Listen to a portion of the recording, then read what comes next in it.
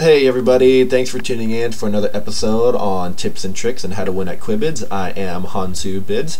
In this episode we're going to talk about the different types of strategies, or more like the more popular types of strategies that are used on Quibids to win auctions. And these are the ones I primarily use, and there's quite a few. I've said it before, the most successful strategy to use, and I don't even consider it really a strategy, is the grind method. That is where you just have a very large sum of bids and you're just going to control the auction no matter what, and you're just going to let the whole room know you're not going anywhere. It's a very costly way to win as far as how many bids you will spend, but you know, those are the people that win those large ticket items. So I don't recommend this strategy for new people on large ticket items right away. I would practice this on more like the lower ticket items, and if you are practicing this on the lower ticket items and you end up spending 15 to 20 bids, back out, because someone else is already controlling that room and you don't want to spend a bunch of bids whether you win a low ticket item or not. Let's go down to statistics. So these headphones, gosh, we got a range from 3 bids all the way up to 143 to the 132 bids in there. But you get the idea. You don't care if you hit that 150, 200 bid mark. This person spent 319. Those are the people that had that many bids. Most likely they had a lot more than that, so they were going to do whatever it took to get that item. They really wanted it. That's not the conservative way to play, and you're probably watching this so you can figure out how to win auctions with the least amount of bids. And all these tips I'm giving you guys is more directed to the mid to lower valued items. To win the high price items, in my opinion, you're either going to be super lucky or you have enough bids that you want to grind out. And when I say enough bids, you want to make sure you have about 500 plus bids, because people are going to really go for it and it's going to be a challenge. For you new people, that might sound like a lot, especially if you just have 100 bids and you spent $60 on that. Well, 500 plus bids is a lot. But you just want to really make sure that you have enough to spend, because these winners here for this Dyson vacuum, we have a range, super lucky, 15 all the way up to 281. And if you do the math, this auction here ended at $42.56. That's a lot of bids placed on that actual auction, and the person who won spent 200. So thousands of bids are going into winning high-priced items. So beginners, stay away from those. Get the feel for it first. Stick with the smaller bid items, or priced items. The next strategy, and again, it's not really a strategy, it's just more of a hope. I call it the long shot. That's when you find an auction that still has a minute or two till it actually ends, and no one's placed a bid on it, but you are the only one who has placed a bid on it. I can't find an example. Oh, here we go. This $50 Outback Steakhouse gift card.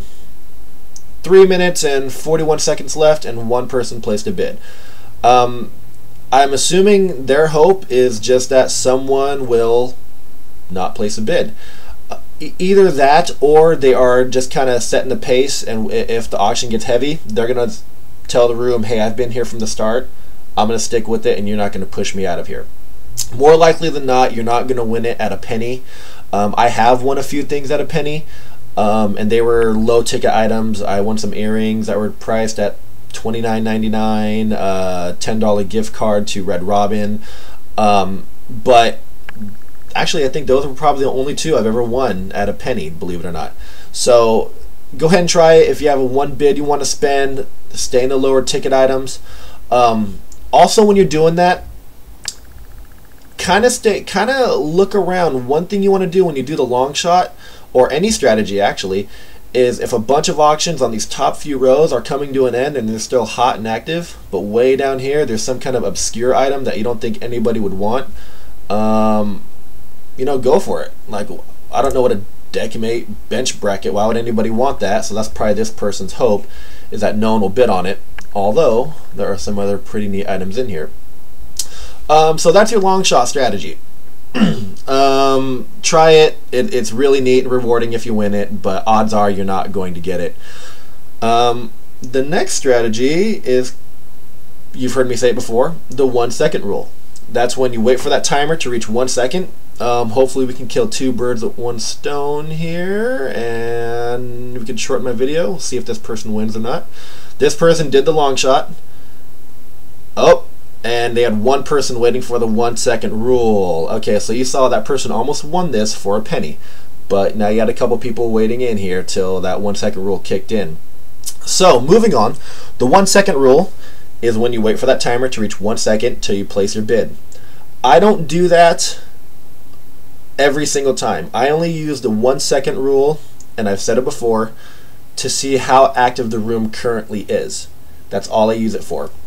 If you're going against somebody who constantly is just waiting for that 1 second, it's a pretty good chance that they are low on bids. That is why they're being conservative. It's normal nature to be aggressive if you have a lot of bids to spend or if you are desperate.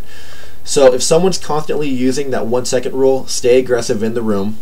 Do what this person GT Bond did. Turn your bid-o-matic on. Let them know, hey, I'm not going anywhere.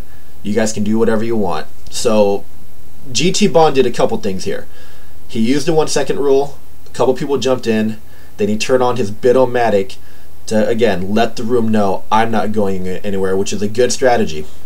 So we're going to stick with this auction and see what happens and see if GT Bond wins, because GT Bond is doing exactly what I would be doing at this point in time. I started the auction. I turned on my bid-o-matic. You guys aren't going to push me out. So that's perfect. That's beautiful. Now, if this continues to happen with the...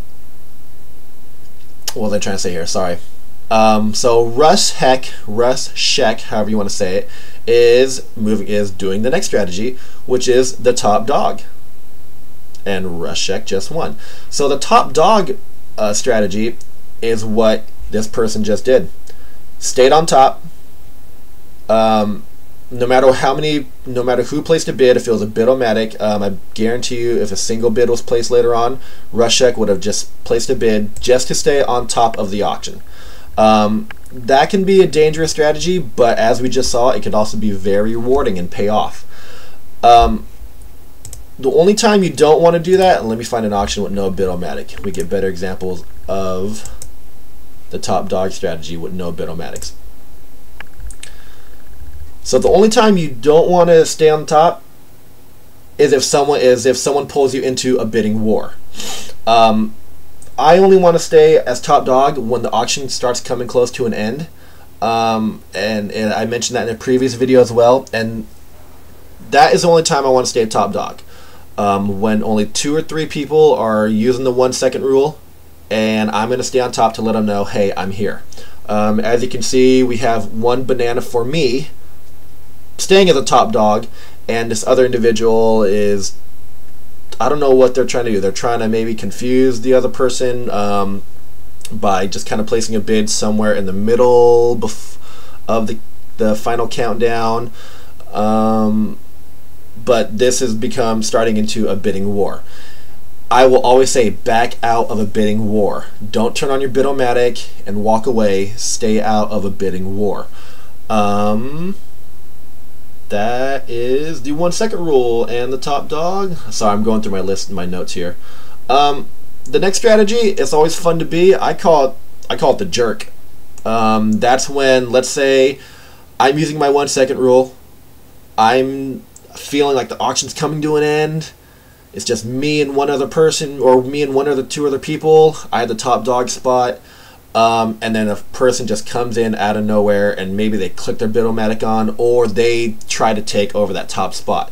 Why do I call that the jerk? Because when an auction's coming to an end and I had the top spot and everything's in place for me, and then someone else interrupts that, the first time I did was like, you expletive jerk. So the cool part about that is what happened to me a couple times is the jerk ended up winning. Why did the jerk end up winning? what happens is, now let me try to find an auction, and I hope you guys can follow me as I explain this. So let's keep in mind everything's going great. I have the top dog position. 2 other people are using the 1 second rule on me. When someone else comes in, when the jerk comes in and places a bid, now there's an issue.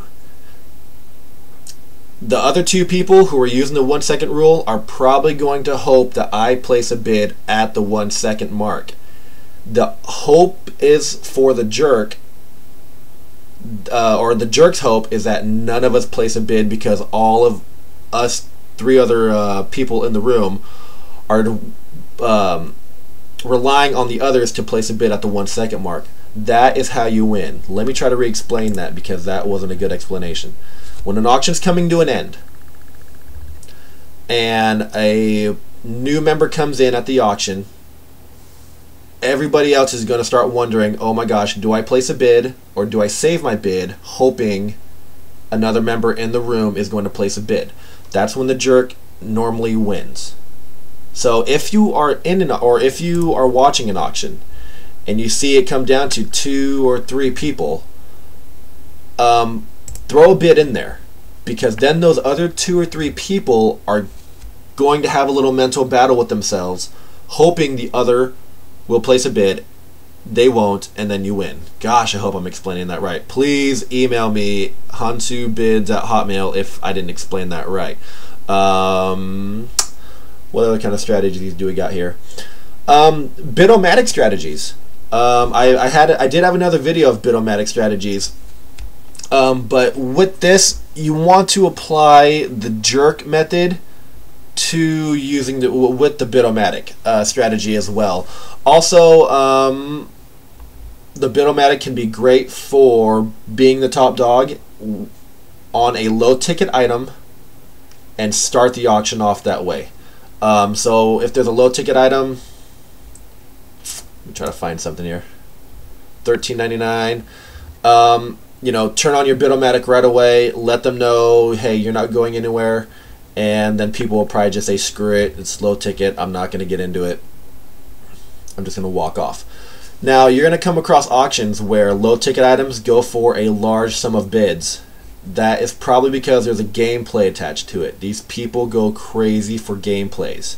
I don't know why. On average, I can win for on a gameplay. I've done 30 to 60 bids, and that's great. But I probably wouldn't spend 31 bids on a $14 water bottle. I just wouldn't do it. But some people are crazy, so be careful for those gameplays also. I'm kind of scattered all over the place in this video, and I do apologize for that. I think that just about covers it. Comment below, email me at hansubids.com. Don't forget to refer me, click on the link below. Be patient, everybody. Happy bidding. And at the end of this video, which you'll see shortly, I'll show you a list or a picture of my recent winnings. Gosh, that's pretty much it. I'll give you a dollar value and how many bids I spent too on these different items. Happy bidding, y'all. Be patient, have fun, don't waste your bids.